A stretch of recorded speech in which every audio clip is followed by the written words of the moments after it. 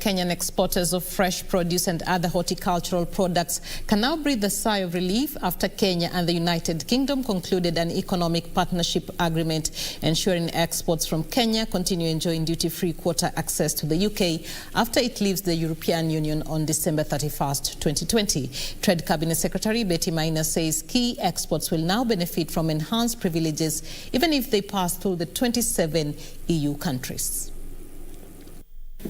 Fresh produce stakeholders in Kenya have in the past expressed concern over what they termed as the slow pace of negotiations between the Kenyan and the UK governments over trade agreements amid Brexit fears.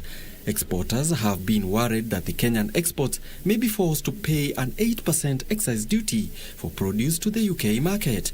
But today, those fears have been put to rest by the two governments. Kenya and the United Kingdom have concluded the negotiations for an economic partnership agreement following our recent trade talks.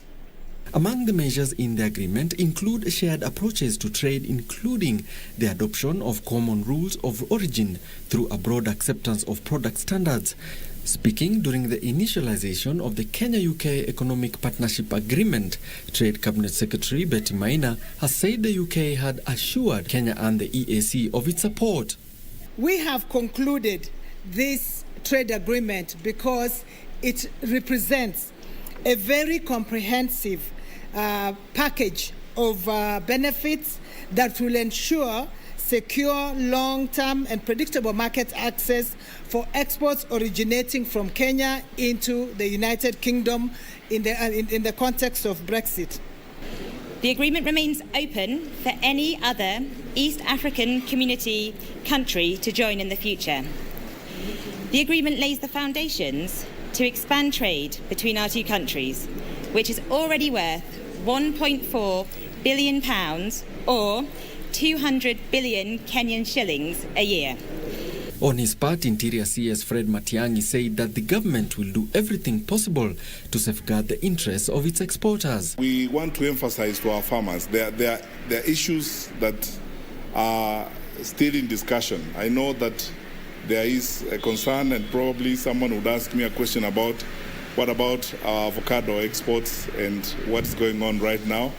On behalf of the government, I would like to assure our farmers that all these discussions are intended to protect and take care of the interests of our farmers.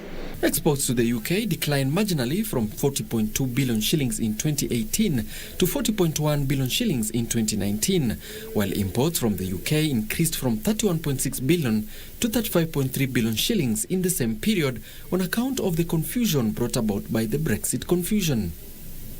Alan Aoko, Channel 1 Business.